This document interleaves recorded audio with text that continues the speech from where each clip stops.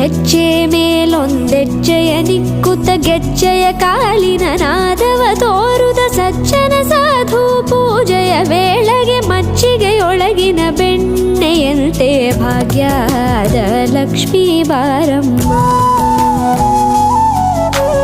ಹೆಜ್ಜೆ ಮೇಲೊಂದೆಜ್ಜೆಯ ನಿಕ್ಕುತ ಗೆಜ್ಜೆಯ ಕಾಲಿನ ನಾದವ ತೋರುದ ಸಜ್ಜನ ಸಾಧು ಪೂಜೆಯ ವೇಳೆಗೆ ಮಜ್ಜಿಗೆಯೊಳಗಿನ ಬೆಣ್ಣೆಯಂತೆ ಭಾಗ್ಯದ ಲಕ್ಷ್ಮೀ ಬಾರಮ್ಮ.